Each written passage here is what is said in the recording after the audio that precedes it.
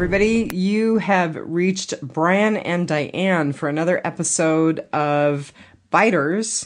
And this is your very discombobulated 40-something who has got her zombie shuffle on this week. And as always, your zombified 30-something, Brian. So how's it going, man? It's going. Finally got an episode where I wasn't checking my phone. Right? I was very happy with this. It made me smile. It made me think about what was coming up next. It made me try to anticipate what was going to happen. I was calling the shots as the episode was playing on, and I hadn't done that since Proper. And you got a hold of me and let me know to keep... Get your notebook Get my handy. notebook out. That's right. You bet. So I was very happy with this episode. So how did you rate it? I rated it as... I have a little bit lower expectations, so my grading system is a little bit looser for this. So in this episode, I rated it 4 deflating life rafts out of 5. So we're really, really close. I rated it 4 kidney shots out of 5.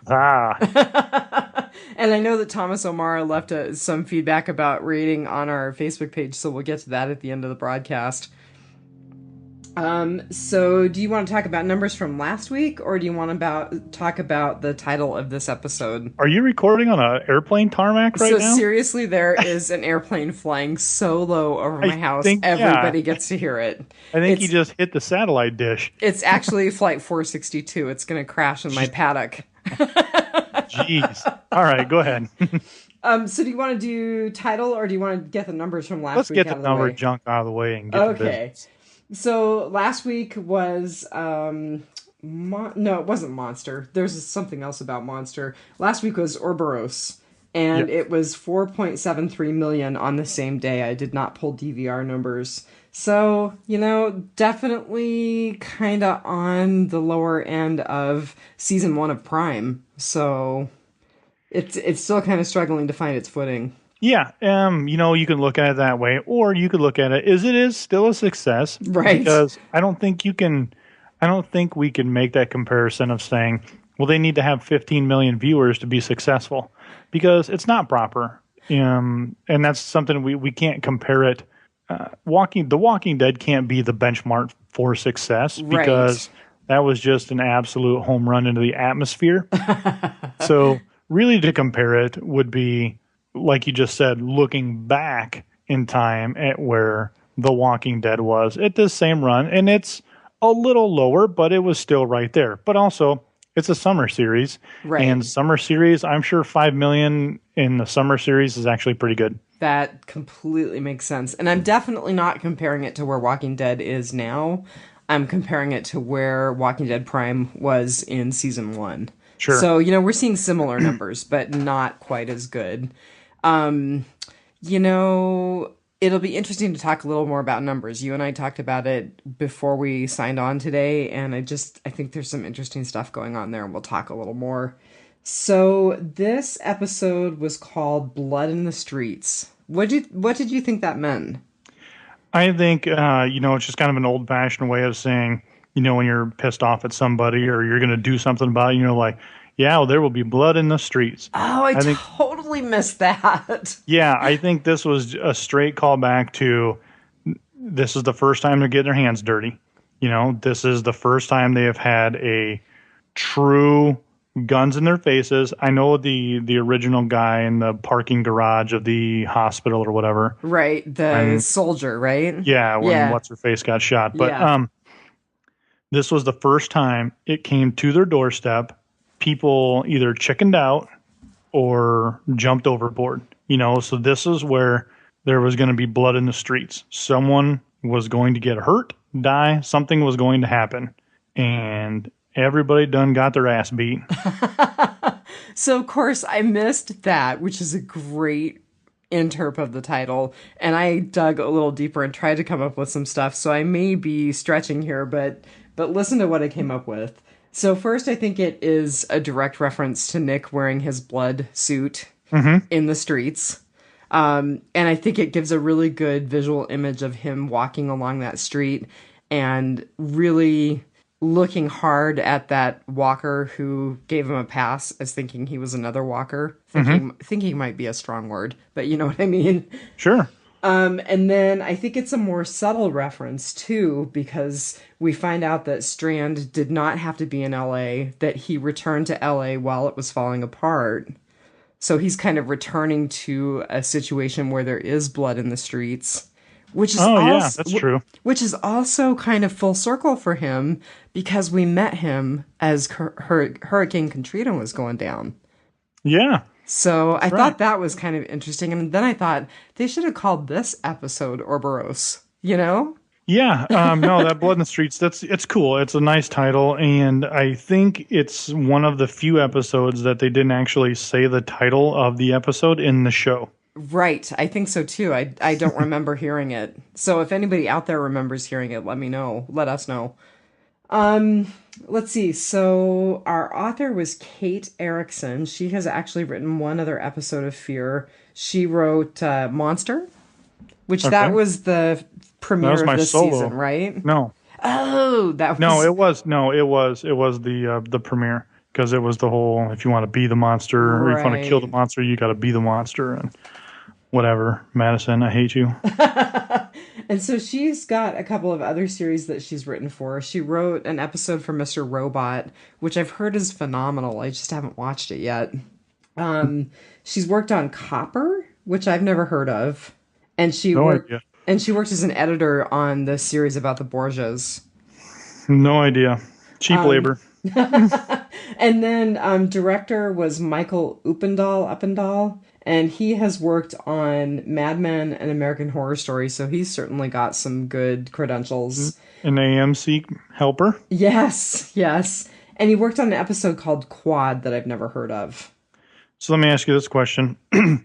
If the numbers are lower than anticipated, if you were AMC, would you bring in some of your seasoned vets who have been on TV series before to kind of play your hand, so to speak? Absolutely. And if I were an official at AMC, I'd also be bringing in some of the writers and some of the directors from Walking Dead Prime. Mm-hmm. Yeah, I'm just saying, no, this is going to happen. Yeah. I mean, we always know it's going to be a killer episode when Greg Nicotero directs on the Prime season, or the Prime Good Lord, the Prime series. Well, yeah, I'm so to that, obviously his team is doing this one, but at some point in time, are they happy with the 5 million mark, or are they unhappy with the 5 million mark? Because if you're happy with the 5 million, keep as going. But if you want those episodes, when is Greg Nicotero coming in? Yeah. I know there's a different showrunner, but when is Scott coming in as a writer? Yeah. And it's Gail Ann Hurd's. She is the executive producer of all this stuff. When is she going to say, all right, it's time to get my hands dirty. Absolutely. We're going to put some work down into this. And we might see that in season 3, because they already ordered season 3. So that's all in the planning stages. So we might see that. We might actually see that kind of emphasis being put into it. Well, and I will say that I think the zombies we saw during this episode were much more consistent with the zombies that we're used to. Yes. And maybe that is a sign that Greg is grabbing the helm a little harder. Yeah, I think there was a time reference, and they said it was about a week and a half, 2 weeks now. Okay. Since the fall. So 2 weeks in the warm California sun, yeah, you'd have some decay. And it's hard for me. I was looking at this and I was thinking, okay, we're already through a significant stretch of season 2 of this series, and we're still at the very beginning. Probably Rick hasn't even woken up of the Prime series. So yep, I completely agree. Yeah, so that's kind of an interesting mental stretch for me to think about where this group is at as compared to where our primary group was at. I agree. Okay, so cast member of the week.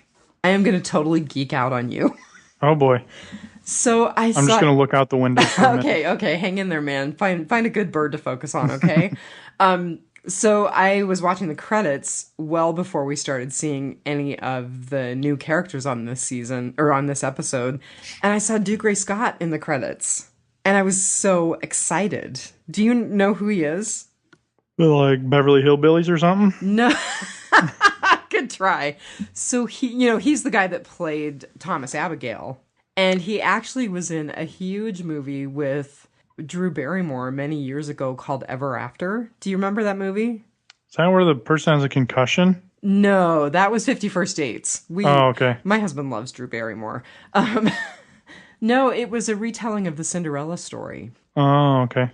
And no idea. It was really good. I mean, we were big fans and we've watched it several times. So as soon as I saw his name, I was like, yes! And it looks like he's got a recurring role, at least for a little bit. So that's kind of cool. Yeah, I definitely think that character is going to be around at least through the rest of the season. Yeah. So Dougray Scott, in my world, his big thing was Ever After. And I had kind of said to my husband pretty recently, man, it's a bummer. I wonder where this guy's disappeared to. And when I looked on his IMDb... He's in Mexico. Right. When I looked on his IMDb page, he actually has tons of credits as an actor. He has remained very active, forgive the word.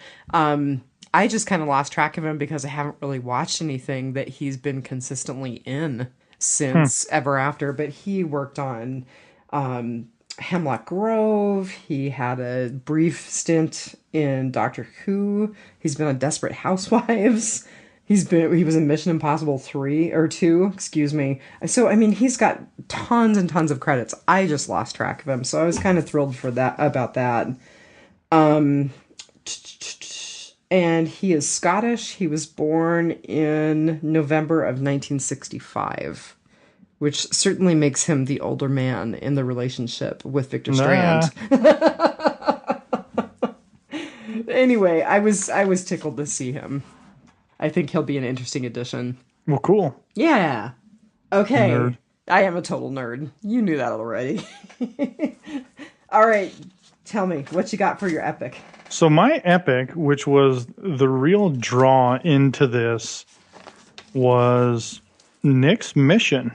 Like, I loved Nick's mission. So when it first started out, you're seeing him like all naked in the water. I'm like, what is going on? You see the helicopter and the Coast Guard and stuff. I'm like, oh, this must be like it's either a way flash back. I was thinking like he was kind of flashing back to being strung out of his mind and waking up naked in the ocean. But then I realized, oh, he has all of his clothes in a bag that he was using as a life vest, right, to help get him to shore. That's interesting.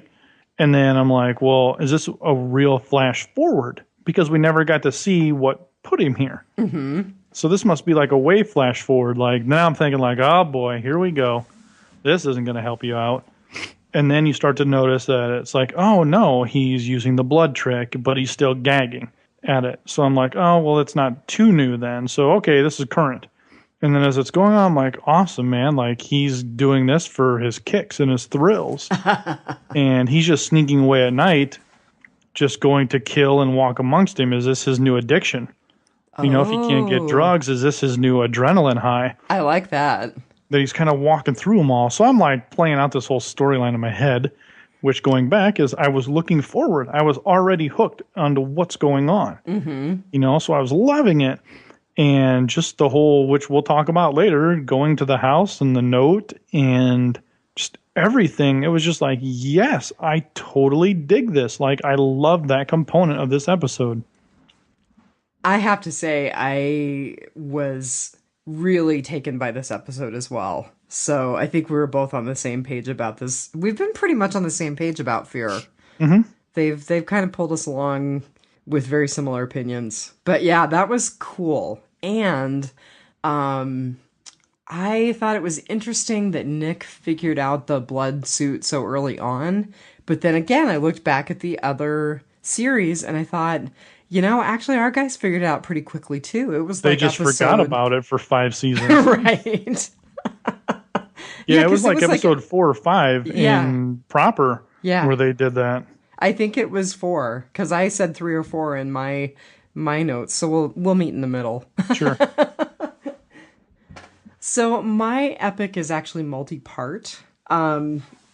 First, I was really excited that this was the first episode of this series to hold my attention for a long time. I mean, I think the other one that really held my attention and was kind of scary and gripping was the one where we really started to see the rioting when the rioters and the zombies were looking into the shop that the Salazars owned. Yep. And I haven't been very hooked on this series since that one. So I was glad to have that experience with this series again, finally. The other thing is I really like that they gave us Strand's backstory, and I think we'll get a little more into that. The other thing that really struck me is that our survivors and the bad guys that we saw in this episode are already so much more vicious than our survivors in the primary series, and they're all so much more vicious than our bad guys were so early on in the primary series. Yeah, they've really kind of just leapt forward with that. Yeah. But look at where everyone's from. Hey, our proper is from the friendly South, where it's hospitality, and these guys are out in California, where California is not exactly known for its great hospitality to outsiders. So I'm glad that you said that. Yeah, absolutely. Because I was going to ask you, do you think it's because of the environment that they're in as compared to the environment that our primary series is set in? Yeah, 100%. If you're looking at crime and if you're taking the real consideration of where things are in the Los Angeles, where they're at, clearly there's more crime in Los Angeles than there is in these small towns of Georgia. Right. So those are things to consider with how people progress and do that. And, the people in Georgia were very religious in the show in the early beginnings. Right. Not so much in this one. Yeah. It's really just the one Salazar girl. And we have not seen, now that you bring that up, very much religious symbolism in this series, whereas I feel like throughout the original series, there has been a lot of religious symbolism. Yeah, there's just the one now where Nick found that rosary for, what's her name? God, why can't I remember her name? Ophelia. I think of Hamlet. I paid my wife to take that class for me in college. That's a true story, by the way. I paid my wife to take Shakespeare for me. Okay, y'all know. Now you've found Eikenberry's weakness. You can exploit it. I pay people to do the stuff I don't want to do. Let's see. So what else? Yeah, I also kind of, the element of the bad guys, I felt like they skipped the governor and went straight to Negan and the Saviors. Yeah, I don't quite think we're there at Negan yet, but I was reading some stuff, and it was like what Fear the Walking Dead needs to do to save itself. And, I'm thinking in my head, it's like, they're not dead. And for a reference, people always say, oh, Apple's dead. The iWatch was a total flop. Actually, the iWatch by Apple standards was not a home run, but it wasn't a flop because the iWatch controls like 70% of the wearables market share. Oh, I didn't realize it was that high. Yeah, it's huge. They control a ton of the market share in the wearables. So it's like, it's not really a flop. It just isn't the first couple of iPhones. Yeah, they're just not touting it, So it's the same way, is that they're not addressing the concerns because 5 million viewers for a summer show is still pretty good. And when you think about it, 5 million for other series still that are big hits on other stations. Yeah, I'm sure CSI is at about less than 5 million. Right. There's 50 million of those. 5 million is pretty damn good. I agree. I think, the other thing is just the introduction of new characters. I thought that they were really interesting and they definitely complicated the series more. So we have Jack, we have Connor, we have Luis and his mother, and we have Thomas Abigail. And basically each one of those people represents more responsibility, more complication. So I think that's going to make the series more interesting too. Yeah, it's definitely going to get wild once they cross into Mexico. Yeah. So what's your fail? My fail is that I have to admit about the first 10 to 15 minutes, I was like, what? What am I missing? I'm so confused because I didn't really get how we got to that place with Nick. And There were a couple of times that I looked at him and I was like, is that Nick or is that Chris? I think it's Nick. But, I was really confused and I was embarrassed I'm embarrassed to admit I was so confused, but I was like, what? What is going on? And then we saw that zombie in the kind of camp out area that Nick walked through that had the bite on the back of its leg. And at first I thought that was Nick. So I waited for him throughout this episode to turn. Oh, that's funny. Yeah, and I was like, I obviously need to be paying better attention. And then the other thing is that I thought some of the dialogue was hard to hear. I had to really crank it on my TV, which I don't usually have to do. I'm not so old that I'm going deaf. Yep, I agree. I had the same problem. So I just kind of felt like some of it was probably me not being as attentive as I could have been in the first few minutes. Some of it was some fail on the part of the way the episode was put together. I think it was meant to be like that because of how everything tied in at the end when he knocks on the door of that address. And they did a beautiful job bringing it back together. Son of a bitch. Yeah. Yeah. And like I said earlier about, we have that full circle with Strand. Mm-hmm. We also have that full circle with Nick. You bet. So that was really cool. So what was your fail? Alicia. Yeah. I hate her. Do you hate her more than you hate Madison? No, it's a tie. It's a tie. It was just one of those things where I yelled about it when she was on that radio, and I'm like, this is going to come to bite him in the butt. Yeah, totally. And then they hid from the boat in that cove, and I'm like, the boat's got to come back at some point. And then I completely forgot about it. And then once they got out and I seen that girl was pregnant, I'm like, oh, that's Jack. Oh, you're good, because I got sucked in by that. No, once I seen that she was pregnant, I'm like, that's Jack. Ah. And then when she's like, Jack, and then all hell breaks loose because they realize the gig is up. So that was, it just made me go back to, I was liking her. She was kind of under my radar for my hate. And then this whole thing just reminded me of, I hate you. I hate you. You piss me off now. And you're right in the same boat as your mom is now, kid. Well, and one of the things that I really didn't like is that she's very manipulative. Yeah. And I think she's manipulative with both our survivors, who are supposed to be our good guys, and with our bad guys. So I kind of came away from it feeling like I don't trust her. I'm still a little bit stymied by the relationship between Maddie and Salazar, the fact that they've got this kind of trusting allies relationship. So, interestingly enough, about the only person I trust at this point is Strand. Yes. Still. Didn't I say that 2 weeks ago? Yeah. Like, look, this guy is actually a good guy. Yeah. So one thing, she is a stupid girl. Don't mind, I didn't say that the right way. She's a stupid person who just happens to have that specific gender. She is a 17-year-old who was in high school, who just lost her high school boyfriend when all this went on, and she hasn't dealt with her emotions, and she is just a silly, misguided child, and she was making this connection with this guy on the radio, and I legitimately think she fell in love with him over the radio.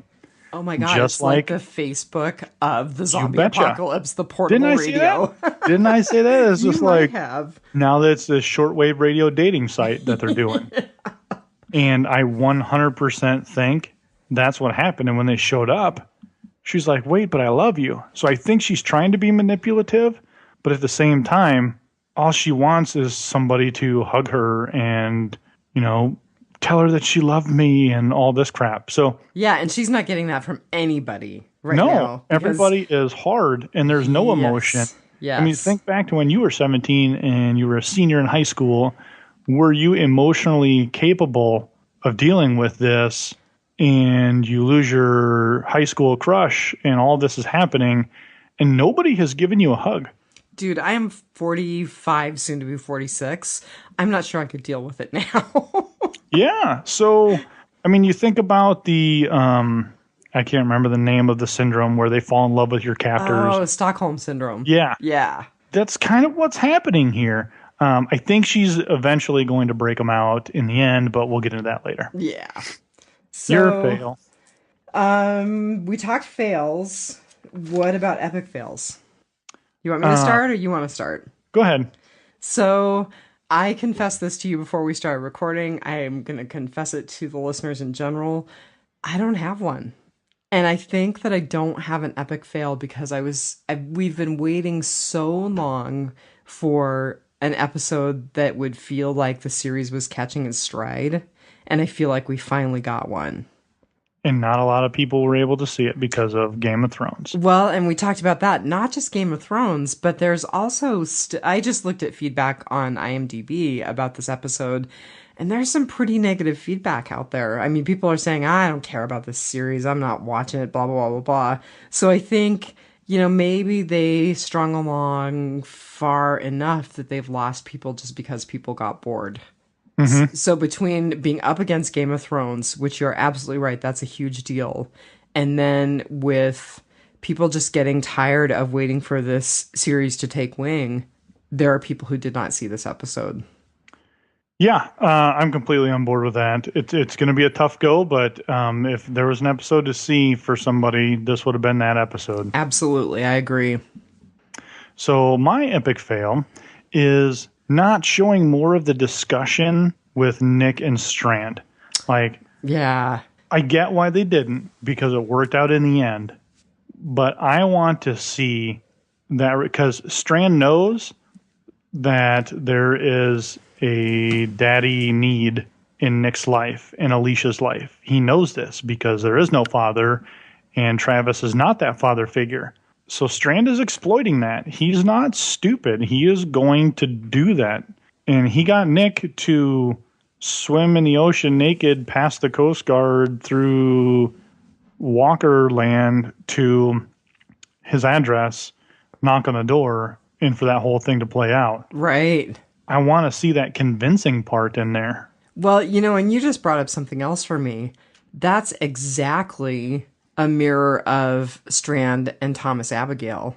Mm-hmm. Because even though Strand's father was physically present in his life, he says, he was just a strip mall preacher in the end. So it sounds like there's not a strong attachment there. And then his mom walked out on him. And his mom walked out, and then all of a sudden, Thomas Abigail shows up, fills this void, and says, "Oh, I'm obligating you." Mm-hmm. So yep. And he's broke at the same time. Right. He says, "I'm bankrupt. I got to start all over again." So all of this stuff happened right at the perfect opportunity. Yeah. So another full circle, and he sees that perfect opportunity with Nick. Mm-hmm. Yeah. Way cool. So that's it. There's the epic fail and epic fail. Right? So now we've got rotting potpourri, or is it squishy seaweed? I kind of feel like we need to make a seaweed reference on this one. Maybe. Could be, I don't know, rotting cut bait. I don't know. So too much thinking. You made a couple of good predictions. It was Strand's family. Mm-hmm. It certainly wasn't his wife and his kid, but it was Strand's family, and the Abigail is named after Thomas Abigail. And God, there was something else that you predicted that I wrote down. I'll have to see if I can find it in my notes, but you got a couple of bold predictions coming true here. Hey, I'm getting hot, catching fire now. Yeah, it was just neat to see how this kind of played out. I really, really liked how just the whole Strand situation, it's kind of playing out. I did not see it coming until they held hands at Abigail's property. Right. I'm just like, oh, cool. Oh, he straight up ninja'd the guy's credit cards. Right. I'm like, he's stealing his identity, and he's just a big con man. And we were right, but he's also a good businessman because he's talking about these real estate deals and all this stuff. So he's not all that. He understands. He is a con man, yes, because that's how he built his bankroll to go out and buy all the real estate. But that stuff's legit. Yeah, so he had to do what he had to do to build up his money to then go be a player in the game. Ultimately, that's what a lot of people do. You play small poker cash games around to build up your bankroll.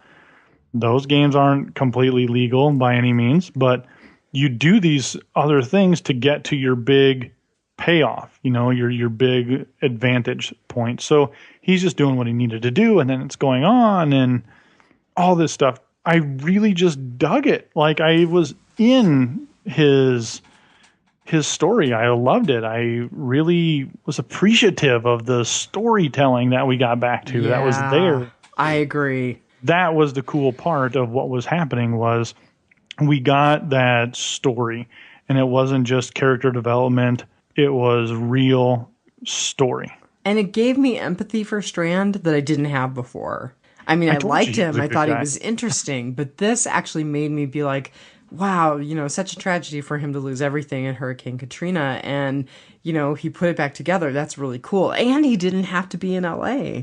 So this was kind of this terrible fluke for him, where now he's fighting to get back to the people that he considers to be his family. Mm-hmm. So it actually gave me a ton of empathy for Strand that I didn't have previously. Yeah, he's the hero of the series. No, so let me ask you this question. I'm just going to ask it for conversation purposes. Strand is a con man. He did not tell Abigail that he loved him back. Do you think it's an act? Well, I'm glad that you're asking that question, because I, at first, when Abigail said, "I'm obligating you," it kind of felt transactional. It felt like basically Strand was forced into the relationship with Abigail because of his crimes. So is it consensual? Not only does Strand feel for Abigail, are his feelings true, but is it even consensual? Is he in this relationship because of the power differential? Ultimately, I think he's in the relationship because he's in the relationship. But you always have to wonder, because he is a con man, is this real? Because that could have been why his mother walked out and his dad was a strip mall preacher, because he kept telling him this was not the right thing to do.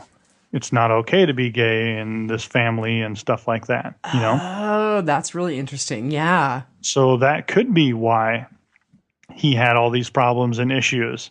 And he wasn't talking about his bankruptcy. He was just talking about his life situation and what it had really become at the bar. Okay, I don't want to bring race into this, right? But I'm going to, just because I saw this post that really pissed me off.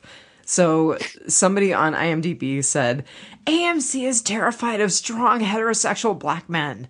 And I'm like, okay, I hear the grief about the primary series about they kill off all the cool black characters. But now we've got to not just bring race into it, but we've got to bring sexuality into it too. Yeah. Come on. I don't even think in the original episode or in proper, like it was just inadvertently happened that way. Right.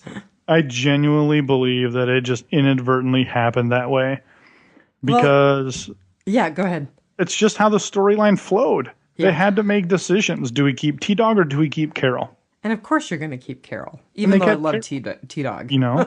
They know which chunks of population they have to kill off. And I think it just is just inadvertent. And then when someone pointed it out, they're like, "Oh, whoops." Well, and I watched a little bit of Talking Dead last night, and they were saying that originally they didn't plan that for Strand. They actually kind of had the kid and the wife squirreled away somewhere, and then they were pitching stories in the writer's room, and they were like, hey, this would be a really cool twist. And that's how Thomas Abigail came along. Totally surprised me, 100%. So I'm curious as to how the rest of the group is going to take this news now. So let's kind of... It's tricky to talk about these storylines and these segments of it, but so let's take a break there. Okay. Now let's go back to the boat. Okay, so my question to you is, did you feel some sexual tension between Chris and Ophelia, even though there's kind of a May-December thing going on there? Yeah, I think he was kind of hinting at like... I did too. Hey, babe. It's a zombie apocalypse, man. Yeah, we're out at sea, and I'm not doing my sister, so what are you up to? I think it's kind of this little love triangle that's going to go on and blow up in everybody's face. So check this out. So Nick likes Ophelia. Chris likes Ophelia. Chris likes Ophelia, but I think Ophelia likes Nick. And Chris and Nick also have the rivalry of essentially being brothers. Right. And Nick is trying to progress that brotherly love. Right. He keeps saying, hey, come on, brother. Come on, let's do this together. And he keeps trying to do that outreach stuff with him. But he keeps just like, whatever, you're just a stupid addict to me. Which this group already has so much tension. So I think that's going to blow up in their face. Like, Nick is kind of the hero right now. He's doing all these big and brave things that nobody else is doing. And he got Ophelia the crucifix, and he got Ophelia's medicine situated with her father. So he's done all of these things. They're going to be up on the deck one night, and they're going to be kissing, and Chris is going to see it. Oh. And it's going to come off the rails, and all hell's going to break loose again. Well, and since I'm talking about racism and sexual preference and all that kind of stuff, I might as well bring this up. I'll be ageist, too. I think that she's too old for Chris. Yeah, because he's talking about being a senior in high school, and she's like, yeah, I had a high school crush a long time ago. Right. So I think she's trying to set that I think she understands what he's trying to do, but she's kind of dropping those kind of references like a long time ago. I think she's kind of trying to gradually let him down. Yeah, like gently. Something before it's not even over, Yeah. Because at some point, someone's going to be the odd man out of a relationship here. And right now, it's looking like it's Daniel and it's Chris. Yeah. I think so, too. Yep, that's not going to... So, you got that going on. But the line of the show for me was, they're coming up, and Chris is like, Dad, should I shoot him? And which also, like, no, you're on a boat. You hear a scream. Right. Why were there not 10 people rushing out back? Everyone's like leisurely getting up and kind of hee-hawing down the hallway. You guys realize what's happening here. And you're like, oh, he's screaming? What? What's going on? He's like, Dad, should I shoot him? And the line for me was, hey kid, if you're asking the question, somebody should have already been dead. I wrote that down. I agree. That was a great line. And again, I think it shows how much further the bad guys and the survivors are in this series, just in terms of, kill or be killed. Yeah, and I think they've learned that lesson now, obviously, with what's happened. The next time, nobody will ask. They will shoot. Yeah. And that may lead to a horrible mistake.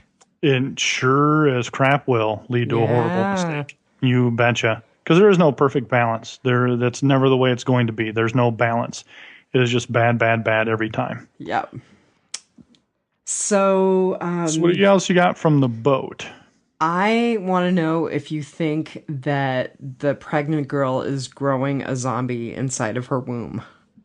I don't think so. I don't think the show's going to go there. You don't think they're going to jump that shark? But I've said that about 6 other times and have been completely wrong. I did not think we were going to watch Sam get ripped to shreds. We watched Sam get ripped to shreds. Oh, and Noah's death. I mean, I knew Noah was going to die, but Noah's death was big. Yeah, like I didn't think we were going to see kid-on-kid gun violence. Yeah. We watched him get shot in the eyeball. Like I didn't think that we were going to see these things. So I wouldn't put that past them. And no, the baby cannot eat her from inside because the baby has no teeth.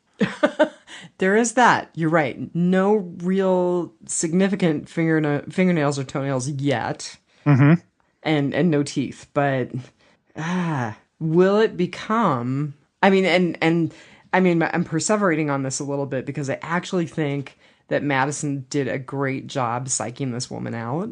Well, she pushed it. She pushed it hard, and she was very effective. Yeah, totally got her off her rocker. Yeah, totally did what she was supposed to be. So, but here's the other thing: did I miss what happened to the pregnant girl? I don't know what her name is, but did I miss what happened to her when the 2 people got their heads sniped off, and then the other guy got kidney stabbed? Yep, he got impaled on the crowbar. What happened to the pregnant girl? I didn't retain it, so that certainly leaves the question. Or did she go back on the boat with everybody? I think she's alive, and I think they're going to play this, is there a zombie inside of your womb, out. For better or for worse, I think they're going to play it out. Because you don't spend all of that time on an episode psyching somebody out without some kind of gain. Maybe, maybe not. That's I don't my know. bold prediction. Just that we're going to see her back and they're going to play that out for better or for worse. You know, and maybe they'll answer a question for us. Maybe they will prove that stillborn becomes a zombie, or maybe they'll disprove that. Yeah, I don't know. I'm trying to remember if she went back on the boat or with the other people back to base camp, or if she stuck around. Okay, so listeners, did she go back to the boat or did she stick around on the boat with Madison, Travis? No, Travis isn't there, excuse me, with Madison, Daniel, Ophelia. Where is our pregnant woman? Yeah, dang, I can't remember. So yeah, there's a lot of discussion to be had at the beginning of this episode. There are some crucial conversations that are going to be happening. One, Daniel, why the hell did you hide the magazine? I could have saved you all. Right. Because I would have killed everybody in that room. And we had to go through all of this. So technically, them being gone, Alicia and Travis being gone is your fault because I could have killed them. Two, Strand, why did you leave? Too bad my boat. You just took the magazine. I bailed on your asses because you bailed on me. Ah, good thought. Yeah. What? Why did I jump ship? Because you took the only defense mechanism that I had with where I was, and you took it away from me. So I bailed. You betcha. I hopped in and bailed. Oh, by the way, this is my bodyguard. Right. So while I was going through today expecting that, you know, they're going to beat Strand's ass and all this stuff. He's got a full-on bodyguard who's got some crazy killing skills. Right. You know, when he's like, oh, there's people on my boat. And he's like, is that redhead yours? And he goes, no. And all of a sudden, kaboom. I'm just like, this guy just pulled out a sniper round and just started, without a thought, without anything, he just starts picking people off the boat. Kaboom, kaboom. I'm just like, whoa, did not see that coming at all. Man, again, showing that this group early on is way more badass than our first group.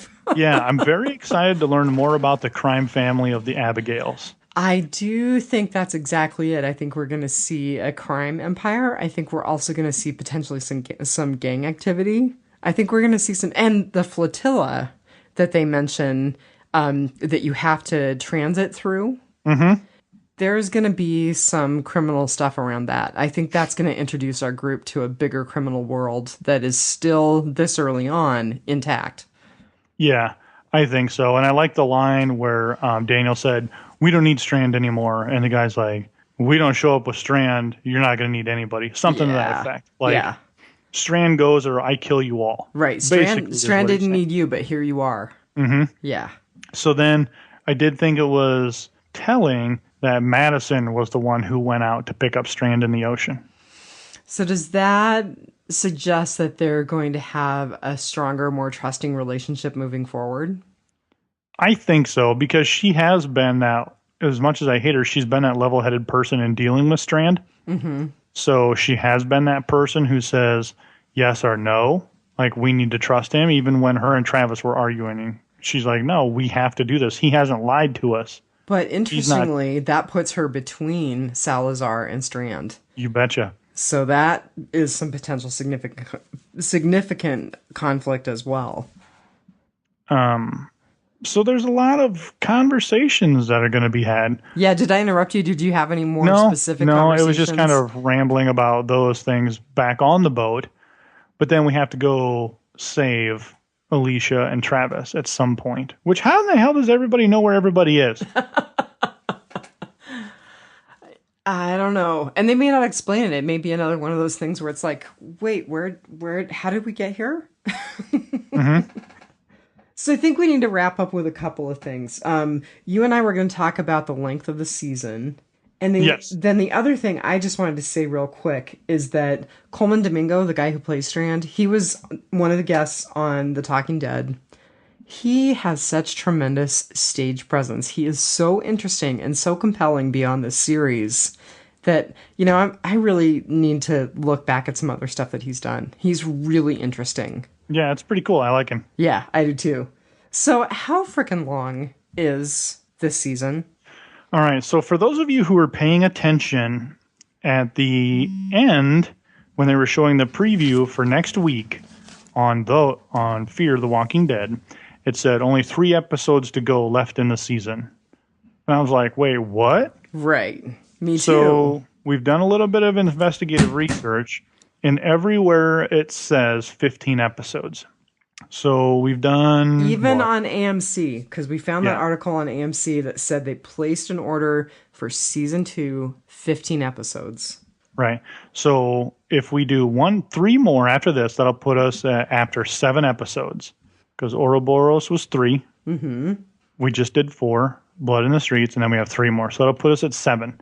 That means we're going to finish up with 8, which means my math is incorrect here, but we'll be fine. I didn't reason that out very well either. I'm right there with you. So Preacher is a 10-episode pilot that starts on May 22nd.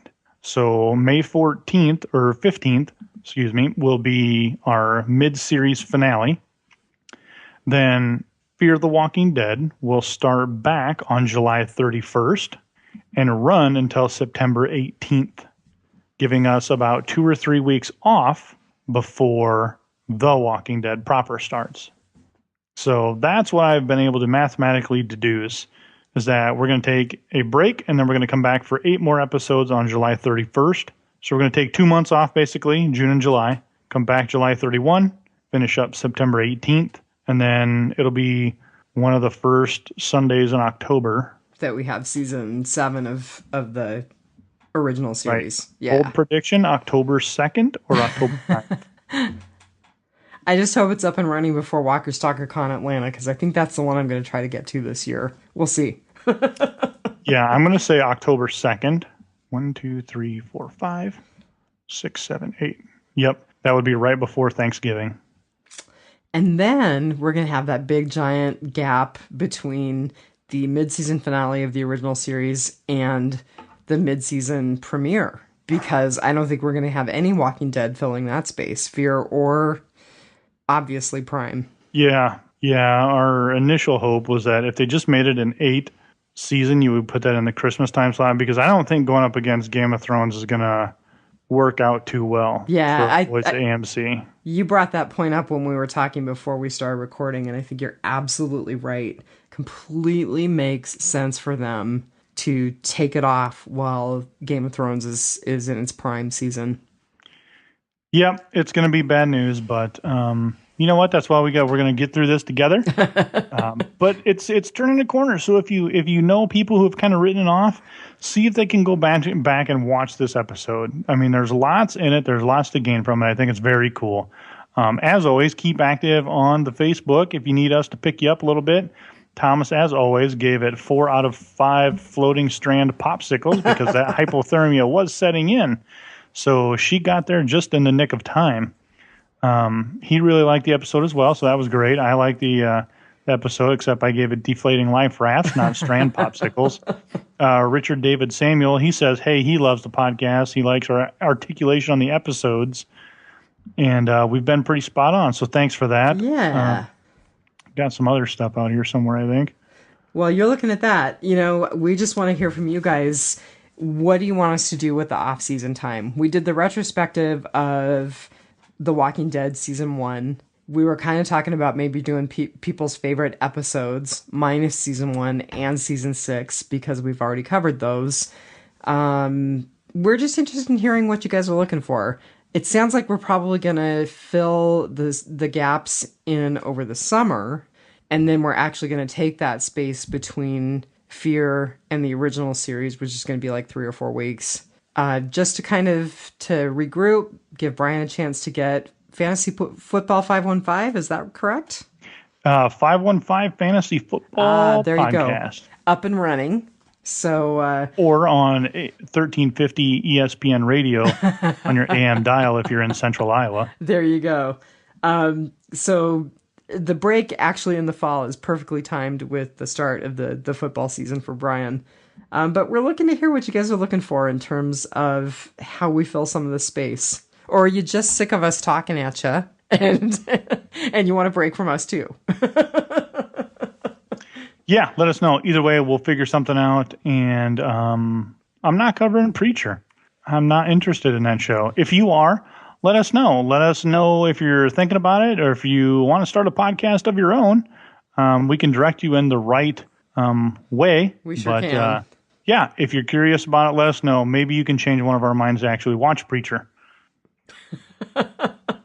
And Hunters. Has anybody watched Gale Ann Hurd's Hunters? Because Brian and I haven't had a chance to look at it yet. Yeah, I wanted to, but it's not on at a good time for me. And I just got busy, and now I missed one or two. And yeah, that's it. Well, I think, unless you've got more that you want to nod to from the Facebook page, and I apologize for people that I'm not more prepared, but we should probably close it up. All right. Have a good day, everybody, and take it one dead day at a time. Okay. Whoops. I'm sure people are tired of hearing that crap. Oh, my God, that's so funny. All right, over and out. Peace.